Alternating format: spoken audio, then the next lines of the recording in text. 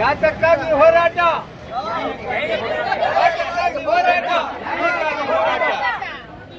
ಬೇಕೇ ಬೇಕು ವ್ಯವಸ್ಥೆ ಇರುವುದೇ ವ್ಯವಸ್ಥೆ ಬೇಡ ಆಗುತ್ತೆ ನೀವು ಅದೆಲ್ಲ ವ್ಯವಸ್ಥೆ ಬೇಡ ನಿಮ್ಮ ಫಸ್ಟ್ ನೀವು ಮಾತಾಡಿಸ್ಕೊಳ್ಳಿ ಎಲ್ಲ ಇವರೆಲ್ಲ ನಾವೇ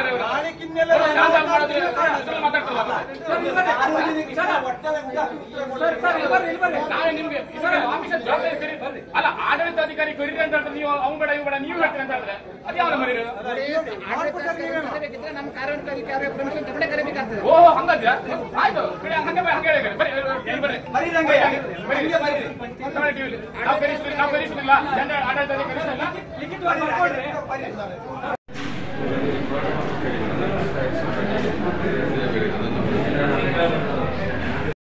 ನೀವು ಮಾಡ್ತೀರಾ ಆಗ್ತದೆ ನಿಮ್ಮ ಹತ್ರ ಅಲ್ಲ ನೀವು ಉತ್ತರ ಕೊಡ್ಬೇಕು ಈಗ ನಿಮ್ಮಿಂದ ಅಧಿಕಾರಿಗಳಿಂದ ಅಲ್ಲಿ ಗುಂಪುಗಾರ ಆಗ್ತದೆ ಸಾರ್ವಜನಿಕರಲ್ಲಿ ಎರಡು ಭಾಗ ಮಾಡಿ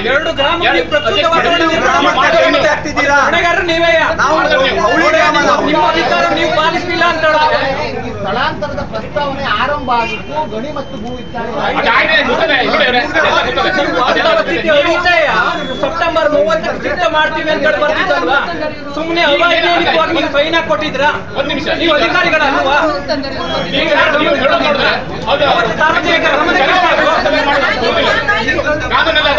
ಹೇಳ್ದಲ್ಲ ಒಂದು ಎಕ್ಸಾಂಪಲ್ ಕೊಟ್ಟಲ್ಲ ಮುನ್ಸಿಪಾಲಿಟಿಯಲ್ಲಿ ಬಿಜೆಪಿ 11 ತಾಲೂಕು ಪಂಚಾಯತ್ ಮುನ್ಸಿಪಾಲಿಟಿಯಲ್ಲಿ 11-13 ಸೀಟ್ ಅವ್ರದ್ದು ಮೆಜಾರಿಟಿ ಅದೇ ಅವ್ರು ಬೇಕಾದ ಟರ್ನೌಟ್ ಬಲಿಸು ತಾಕತ್ತದೆ ಅಂದ್ರೆ ಒಟ್ಟಾಗಿ ಆವಾಗ ಅದನ್ನ ಶಿಫ್ಟ್ ಮಾಡಿ ದುರ್ಗಾ ದೇವಸ್ಥಾನಕ್ಕೆ ಶಿಫ್ಟ್ ಮಾಡ್ಬೇಕಂತ ಹೇಳ್ತಾರೆ ಅದನ್ನ ನೀವು ಹೋಗ್ತೀರಾ ಅದೇ ಕಾನೂನಲ್ಲಿ ಸರ್ಕಾರದ ಕಟ್ಟಡಕ್ಕೆ ಜವಾಬ್ದಾರಿ ಆ ಕಟ್ಟಡದ ಅಧಿಕಾರಿಗಳು ಕೆಳಮಟ್ಟದ ಅಧಿಕಾರಿಗಳಿಂದ ಮೇಲ್ಮಟ್ಟದ ಅಧಿಕಾರಿಗಳು ಯಾವುದೇ ಮೆಂಬರ್ ಆಗಲಿ ಬಾಡಿ ಆಗಲಿ ಯಾವ ಕಾರಣಕ್ಕೂ ಆಗ್ತದೆ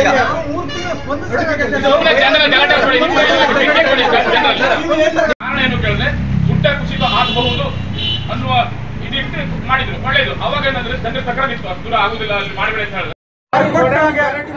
ಏನು ಇವತ್ತು ಬರ್ಕೊಟ್ಟಾರೆ ಅದರಂತೆ ಬರ್ಬೇಕು ಪಂಚಾಯತ್ 30ನೇ ತಾರೀಕಿಗೆ ಅದೇನಾದ್ರು ಬರ್ಬೇಕಿದ್ರೆ ನಮ್ಮ ಸಾರ್ವಜನಿಕರು ಬಡಾಣಿಗೆ ಹೋಗಿ ಅಲ್ಲಿ ಧರಣಿ ಕೂತ್ಕೊಂತಾರೆ ಶಾಶ್ವತವಾಗಿ. ಮತ್ತೆ ಇದಕ್ಕೆ ನಾನು ಹೊಣೆಗಾರರಲ್ಲ, ಸಾರ್ವಜನಿಕರು ಇದ್ರೆ ಬರ್ಕೊಟ್ಟದ್ದು ಮಾನ್ಯ ಕಾರ್ಯನಿರ್ವಾಹಕ ಅಧಿಕಾರಿಗಳು, ಮಾನ್ಯ ಮುಖ್ಯ ಕಾರ್ಯನಿರ್ವಾಹಕ ಅಧಿಕಾರಿಗೂ ಮನವಿ ಮಾಡುತ್ತೆ. ಬಡಾಣಿ ಪಂಚಾಯತ್ RDPI-ನಲ್ಲಿ ಲೊಕೇಶನ್ ಇದ್ದಂತಹ ಒಂದು ಕಚೇರಿ ಅದು ಕೇಂದ್ರ ಸ್ಥಾನ ಅದು ಕೂಡಲೇ ಮೂಲ ಸ್ಥಾನಕ್ಕೆ ಬರಬೇಕು ಅಂತ ಆಗ್ರಹ ಮಾಡ್ತಾರೆ. ಮೇಲೆ ನೀವು ಈ ಲೆಟರ್ ಎಲ್ಲೂ ಕಾಣಿಸ್ತಿಲ್ಲ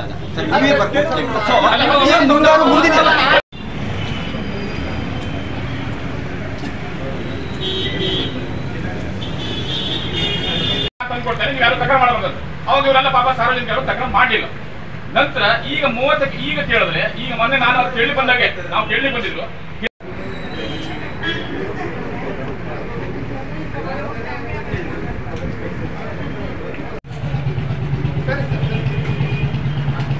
ಪೊಲೀಸ್ ಸ್ಟೇಷನ್ 2 ತಿಂಗಳು ಗೌರವ ಹಾಕೊಡ್ತಾರೆ.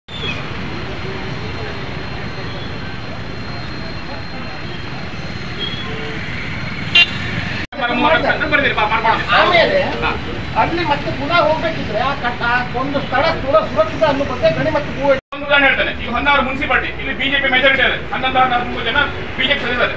ನಾಳೆ ಎಲ್ಲರೂ ಠಾಣ ಬರೀತಾರೆ, ಅಷ್ಟು ಸಹಿ ಆಗ್ತಾರೆ. ನಾವು ಅಲ್ಲಿ ಸರಿ ಇಲ್ಲ ಗಂಡನದುರ್ಗ ದೇವಸ್ಥಾನದಲ್ಲಿ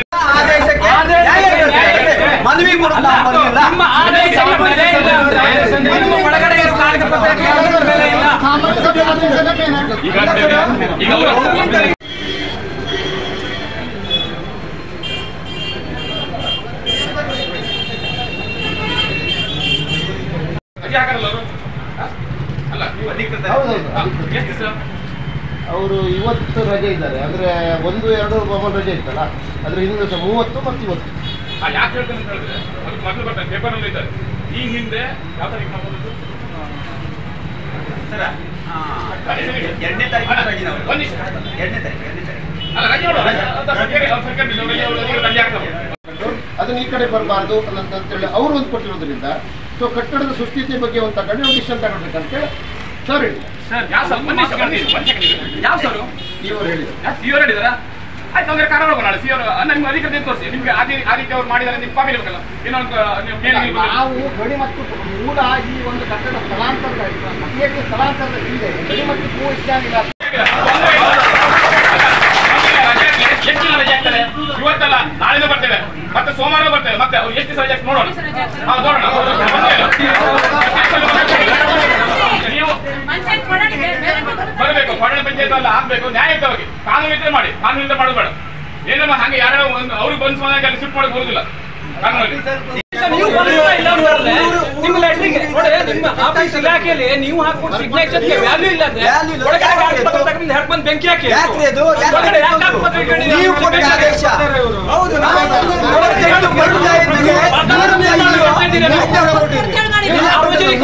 ಅಂತ ತಿಳ್ಕೊಬೇಡಿ.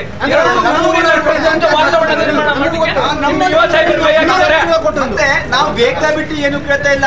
ನೀವು ಕೊಟ್ಟ ಆದೇಶ ನಮಗೆ ನ್ಯಾಯ ಬೇಕು ಅಂತ ಇಲ್ಲ, ಕಾರಣ ಕೊಡ್ಬೇಕು. 30ನೇ ತಾರೀಕು ಅಂತ ನಿಮ್ಗೆ ಇಲ್ಲ ಅಂದ್ರೆ ಒಳಗಡೆ ತಗೊಂಡು ಬೆಂಕಿ ಹಾಕ್ರಿ. ಯಾರಿಗೆ ನೀವು ಬೀಸದೊಡ್ಡ ತಪ್ತಾ ಇದ್ದೀರಾ?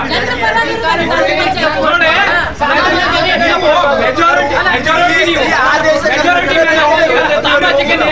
ಕೊಡ್ತಾ ಇಲ್ಲ.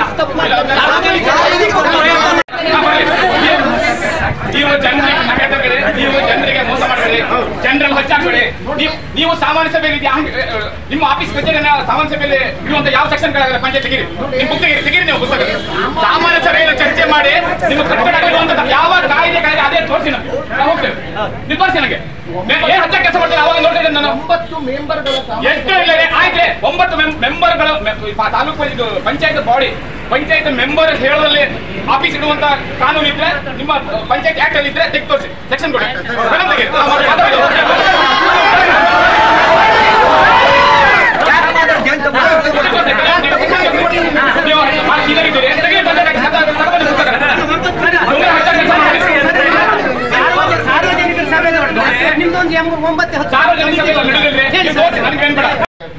ಬೇರೆ ಕಡೆ ಹೋಗ್ಬೇಕಾದ್ರೆ ಅಂತ ಲೆಟರ್ ಕೊಟ್ಟಿದ್ದಾರೆ, ತಾಲೂಕ್ ಪಂಚಾಯತ್ ಲೆಟರ್ ಕೊಟ್ಟಿದ್ದಾರೆ, ಗ್ರಾಮ ಪಂಚಾಯತ್ ಕೊಟ್ಟಿದ್ದಾರೆ.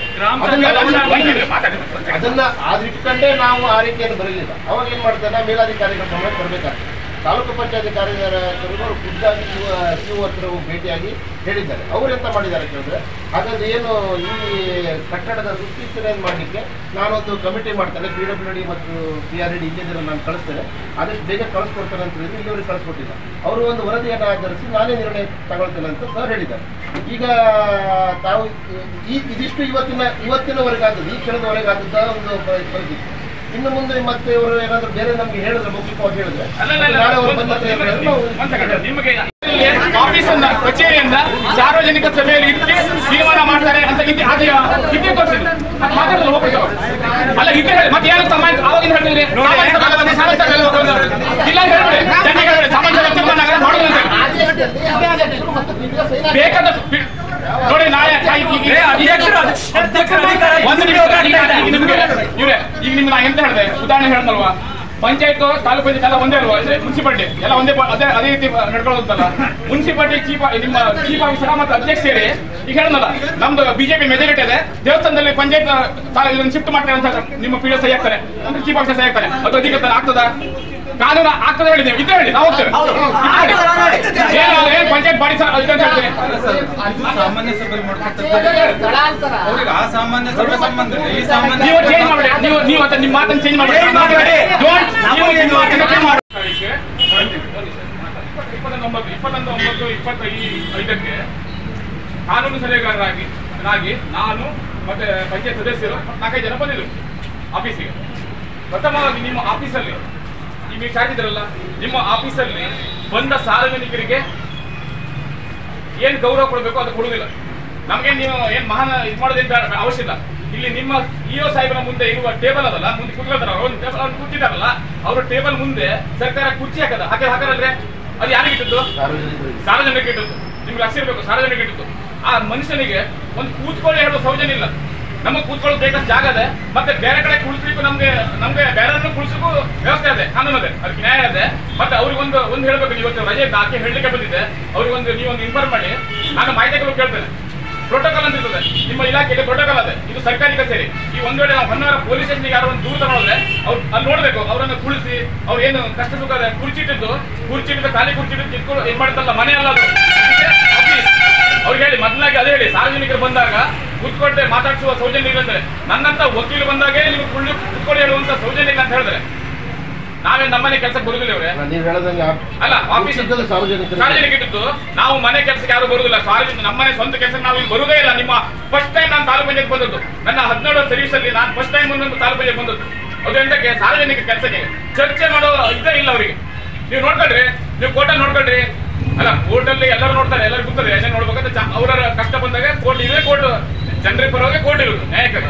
ಅದನ್ನ ಇವ್ರು ನಮ್ಗೆ ಹೇಳ್ಬೇಕಂತಿಲ್ಲ, ಸಾರ್ವಜನಿಕರಿಗೆ ಯಾರಿಗೂ ಇಒ ಹೇಳ್ಬೇಕಂತಿಲ್ಲ. ಇಒ ಕೆಲಸ ಏನು ಅಂತ ಹೇಳಿದ್ರೆ ಇಲ್ಲಿ ಏನು ಅವರ ಇದು ವ್ಯಾಪ್ತಿಯಲ್ಲಿ ಏನ್ ಬರ್ತದೆ ಅದ್ರ ಬಗ್ಗೆ ಮಾಡ್ಬೇಕು, ಹೇಳ್ಬೇಕಲ್ವಾ? ಹೌದು, ಅವ್ರಿಗೆ ಅಂದ್ರೆ ಸರ್ಕಾರಿ ಅವ್ರ ಲೆಕ್ಕ ಅಂತ ಇಲ್ಲಿ ಇದು ಓಲೆನ್ಸೋದು ತಾನೇ ತಾಲೂಕು ಪಂಚಾಯತ್ ಅದು ಇಟ್ಕೊಬೇಡಿ, ಯಾರು ಇಟ್ಕೊಬೇಡಿ, ಅದನ್ನ ಬಿಟ್ಬಿಡಿ. ಕಾನೂನು ಹೊರಗೆ ನಾವೇನು ಕೇಳುವುದಿಲ್ಲ. ಸಾರ್ವಜನಿಕ ಯಾರು ನಾನಲ್ಲ, ನಾನು ವಕೀಲ ಹೇಳ್ತೇನೆ, ಇವೆಲ್ಲ ಸಾರ್ವಜನಿಕರು ಯಾರು ತಮ್ಮ ಕೆಲಸಕ್ಕೆ ಬರುವುದಿಲ್ಲ. ಸಾರ್ವಜನಿಕ ಕೆಲಸಕ್ಕೆ ಮಾತ್ರ ತಾಲೂಕಿಗೆ ಬರ್ತಾರೆ. ತಹಶೀಲ್ದಾರ್ ಅವ್ರಿಗೆ ವಾರಿಸ ಮಾಡಬೇಕು, ಅದು ಮಾಡ್ಬೇಕು ಅಲ್ಲಿ ಇರ್ತದೆ. ಆದ್ರೆ ಇಲ್ಲಿ ಏನೂ ಇಲ್ಲ. ಇಲ್ಲಿ ಸಾರ್ವಜನಿಕ ಕೆಲಸಕ್ಕೆ ಮಾತ್ರ ಕೇಳಿ ಬರ್ತಾರೆ. ಅವ್ರಿಗೆ ಸ್ವಲ್ಪ ನಿಮ್ ಸಲಹೆ ಕೊಟ್ಬಿಡಿ, ನೀವು ಸೀನಿಯರ್ ಇದೆ ಅಂತ ಸೀನಿಯರ್ ಇದ್ದಾರೆ, ಅವ್ರ ಪಾಪ ಇನ್ನೂ ಸ್ವಲ್ಪ ಯಂಗ್ ಇದ್ದಾರೆ, ಮತ್ತೆ ಈ ಇದ್ರಲ್ಲಿ ಅಷ್ಟು ಇದಿಲ್ಲ. ಸ್ವಲ್ಪ ಟ್ರೈನಿಂಗ್ ಕೊಟ್ಟರೆ ಒಳ್ಳೇದು. ಅದು ನಾ ಹೋಗ್ತೇನೆ, ವೈಯಕ್ತಿಕ ನಾನೇ ಹೋಗ್ತೇನೆ ಸಿ ಅವ್ರ ಹತ್ರ. ನೀವು ಟ್ರೈನಿಂಗ್ ಕೊಟ್ಟು ಅವ್ರನ್ನ ಕುಳಿಸಿ ಅಲ್ಲಿ ಅಂತ ಕಾರಣ ಸಿ ಅವ್ರ ನಾ ಹೋಗ್ತೇನೆ, ನಾನೇ ಹೇಳ್ತೇನೆ ಅವ್ರಿಗೆ ಟ್ರೈನಿಂಗ್ ಕೊಟ್ಟು ಅಲ್ಲಿ ಕುಳಿಸಿ, ಇಲ್ಲಾಂದ್ರೆ ತೊಂದರೆ ಇದೆ. ಇಲ್ಲಿ ಮುಚ್ಚಬೇಕಿತ್ತು. ಬಯಲುಸೀಮೆಯವರ ಹತ್ರ ಮಾಡ್ತಿರೋ ಉತ್ತರ ಕನ್ನಡ ಜನ ಒಳ್ಳೆಯವರಿದ್ದಾರೆ. ಮನವಿಗೆ ಸರಿಯಾಗಿ ಸ್ಪಂದಿಸಿ ನಿಮ್ಮ ಆದೇಶ ನೀವು ಪಾಲಿಸಿ. ನಿಮ್ಮ ಮಾತಿಗೆ ಬೆಲೆ ಕೊಟ್ಟು ಅವತ್ತು ಶಿಫ್ಟ್ ಮಾಡ್ಲಿಕ್ಕೆ ಕೊಟ್ಟಿದ್ದಾರೆ. ನೀವು ಈ ಭೂಗಣಿಕೆ ಇಲಾಖೆ JMJ ನೀವು ಕೊಟ್ಟಿದ್ರ, JMJಗೆ 10 ಫುಟ್ ಧರೆಗೆ ನೀವು ನೋಡ್ಬೇಕು ಅಂತೀರಾ. 300 ಫುಟ್ ಕೆಳಗಡೆ ಇದಿಷ್ಟು ಜನರ ಮನೆ ಇದೆ. ಅವ್ರ ಪರಿಸ್ಥಿತಿ ಏನಾಗ್ಬೇಕ್ರಿ? ನೀವೇನು ಅಧಿಕಾರಿಗಳು ಸಾರ್ವಜನಿಕ ಮಾಡ್ತೀರಾ? ಏನ್ ಮಾಡ್ಲಿಕ್ಕೆ ಹೊರಟಿದ್ರಿ ನೀವು? 2 ಪ್ರಕ್ಷುಬ್ಧ ಗ್ರಾಮಗಳಿಗೆ ನೀವು ತಂದು ಇಡುವುದೇ ನೀವು ಬೆಂಕಿ ಹಾಕಿರಾ. ಇದನ್ನ ಮುಂದುಗಡೆ ನೀವೇ ಜವಾಬ್ದಾರರು, ಪಂಚಾಯತ್ ಹೊಣೆಗಾರರು. ಇವರು ನಿಮ್ಮದು ಸೈನಿಕ ಬೆಲೆ ಇಲ್ಲ ಅಂದ್ರೆ ಒಳಗಡೆ ಕಾಗದ ಪತ್ರ ತಗೊಂಡು ಹರಿದಾಕ್ರಿ. ಇಲ್ಲಿ ಎಷ್ಟು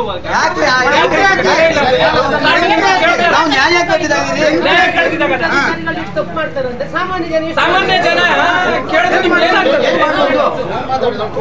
ಏನ್ ಜನರಿಗೆ ಮುಗ್ಸತ್ತಿದೆ ಅನ್ಕೊಂಡು ನನ್ನ ಮನಸ್ಸಲ್ಲಿ ಏನಿದೆ ಅದನ್ನ ದೇವರ ಹತ್ರ ಬೇಡ್ಕೊಂಡು ಬಂದು ನಾನು ಗುರುಗಳ ಹತ್ರ ನಿಂತ್ಕೊಂಡೆ. ನನ್ನ ಮನಸ್ಸಲ್ಲಿ ಏನಿದೆಯಾ ಹಾಗೆ ಪ್ರತಿಯೊಂದನ್ನು ಲೈಕ್ ನನ್ನ ಮಗಳ ಬಗ್ಗೆ ಕೇಳಬೇಕಿತ್ತು, ಮತ್ತೆ ನನ್ನ ಕೆಲಸದ ಬಗ್ಗೆ ಕೇಳಬೇಕಿತ್ತು ಅನ್ನೋ ಒಂದು ಇದಿತ್ತು ನನಗೆ. ಅದನ್ನ ಕರೆಕ್ಟಾಗೆ ಹೇಳಿದ್ರು ಗುರುಗಳು. ನನ್ನ ಮಗನ ಮದುವೆಲಿ ಈ ಥರ ಎಲ್ಲ ಪ್ರಾಬ್ಲಮ್ ಆಗ್ತಿದೆ, ನಾನು ಹೆಂಗೆ ಬದುಕೋದಂತೆಲ್ಲ ಗೊತ್ತಿಲ್ಲ ಅಮ್ಮ ಅಂತ ಅತ್ತೆ. ನೀನೇನು ಅಳ್ಬೇಡ, ನವರಾತ್ರಿ ಮುಗಿಯೋತ್ತಿಗೆ ನಿನ್ನ ಮಗನ ಮದುವೆ ಆಗುತ್ತೆ ಹೋಗೋದು. ಕರೆಕ್ಟಾಗಿ 9 ದಿನ ಅವ್ರು ಹೇಳಿ 9 ದಿನದಲ್ಲಿ ನಡೀತು. ಆ ಥರ ಒಂದು ಶಕ್ತಿ ನಾನು ಎಲ್ಲೂ ಜೀವನದಲ್ಲೇ ನೋಡಿಲ್ಲ ಬಿಡಿ. ಕೇರಳ ರುದ್ರಾಕ್ಷಿ ಆಂಜನೇಯ ಜ್ಯೋತಿಷ್ಯ ಅಂಜನ ಹಚ್ಚಿ ಭವಿಷ್ಯ ಹೇಳುತ್ತಾರೆ. ಅಷ್ಟಮಂಡಳ ಪ್ರಶ್ನೆ, ಆರೂಢ ಪ್ರಶ್ನೆ, ತಾಂಬೂಲ ಪ್ರಶ್ನೆ, ನಾಡಿ ಶಾಸ್ತ್ರದ ಮೂಲಕ ನಿಮ್ಮ ಜೀವನದ ಯಾವುದೇ ಸಮಸ್ಯೆ ಇದ್ದರೂ ಕೆಲವೇ ದಿನಗಳಲ್ಲಿ ಸುಲಭ ಪರಿಹಾರ ಮಾಡುತ್ತಾರೆ. ಉದಾಹರಣೆಗೆ ದಾಂಪತ್ಯ ಕಲಹ, ಮನೆಯಲ್ಲಿ ಅಶಾಂತಿ, ಹಣಕಾಸಿನ ತೊಂದರೆ, ಮಾಟ ಮಂತ್ರ, ಸ್ತ್ರೀ ಪುರುಷ ವಶೀಕರಣ, ಇನ್ನು ನಿಮ್ಮ ಜೀವನದ ಯಾವುದೇ ಸಮಸ್ಯೆ ಇದ್ದರೂ ನೇರವಾಗಿ ಬಂದು ಭೇಟಿ ಮಾಡಿ. ಪ್ರಧಾನ ತಾಂತ್ರಿಕ್ ಗಣೇಶನ್ ದೀಕ್ಷಿತರು, ಕೇರಳ. ಗುರೂಜಿಯವರ ಮೊಬೈಲ್ ಸಂಖ್ಯೆ 9901400330. ವಿಳಾಸ 27ನೇ ಕ್ರಾಸ್, 99ನೇ ಮೇನ್ ರೋಡ್, KLE ಕಾಲೇಜ್ ಹತ್ತಿರ, SBI ಬ್ಯಾಂಕ್ ಎದುರು, 2ನೇ block, Rajajinagar, Bengaluru. Pin code 580010. 50,000ಕ್ಕೂ ಅಧಿಕ ಸಬ್ಸ್ಕ್ರೈಬರ್ಸ್, 1.68 ಕೋಟಿಗೂ ಮೀರಿದ ವ್ಯೂಸ್. ಸುದ್ದಿಯೊಂದು 10 ಲಕ್ಷಕ್ಕೂ ಹೆಚ್ಚು ವ್ಯೂಸ್ ಕಂಡ ಹೆಗ್ಗಳಿಕೆ. ವಸ್ತುನಿಷ್ಠ ಮತ್ತು ಖಾತ್ರಿಯಾದ ವರದಿಗಾರಿಕೆ. ಉತ್ತರ ಕನ್ನಡದ ಅತಿ ಹೆಚ್ಚು ಸಬ್ಸ್ಕ್ರೈಬರ್ ಹೊಂದಿರುವ ಯೂಟ್ಯೂಬ್ ಚಾನೆಲ್ ಕರಾವಳಿ ಮುಂಜಾವು ಡಿಜಿಟಲ್ ವೀಕ್ಷಕರಿಗೆ ಧನ್ಯವಾದ. ಇನ್ಮುಂದೆ ಸುದ್ದಿಯಲ್ಲ ಮತ್ತಷ್ಟು ಸೊಗಸು. ನಿಮ್ಮಲ್ಲಿಯ ಸಭೆ ಸಮಾರಂಭ, ಅಂಗಡಿ, ವ್ಯಾಪಾರ ಮಳಿಗೆಯ, ಸಹಕಾರಿ ಸಂಸ್ಥೆಯ ಶುಭಾರಂಭದ ಕಾರ್ಯಕ್ರಮಗಳ ವಿಸ್ತೃತ ವಿಡಿಯೋ ಸುದ್ದಿ. ಸಂಪರ್ಕಿಸಿ ನಮ್ಮ ಕರಾವಳಿ ಮುಂಜಾವು ಡಿಜಿಟಲ್ ಪ್ರತಿನಿಧಿಗಳನ್ನ.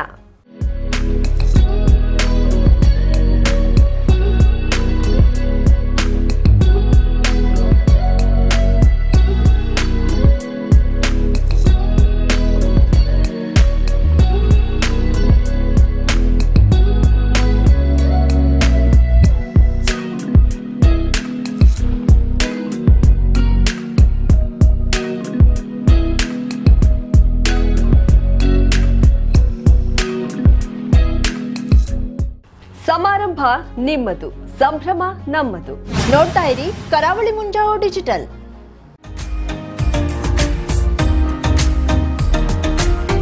ಮಿಲನ್ ಎಂಟರ್ಪ್ರೈಸಸ್ ಬೃಹತ್ ಎಲೆಕ್ಟ್ರಾನಿಕ್ ಹಾಗೂ ಫರ್ನಿಚರ್ ಮಳಿಗೆ. ಉತ್ತರ ಕನ್ನಡ ಜಿಲ್ಲೆಯಲ್ಲೇ ಅತಿ ಹೆಚ್ಚು ಮಳಿಗೆಗಳನ್ನ ಹೊಂದಿರುವ, ಅತಿ ಹೆಚ್ಚು ಸಂತೃಪ್ತ ಗ್ರಾಹಕರನ್ನ ಹೊಂದಿರುವ ಮೂಲಕ ಹೆಗ್ಗಳಿಕೆಗೆ ಪಾತ್ರವಾಗಿರುವ ಏಕೈಕ ಸಂಸ್ಥೆ ಮಿಲನ್ ಎಂಟರ್ಪ್ರೈಸಸ್.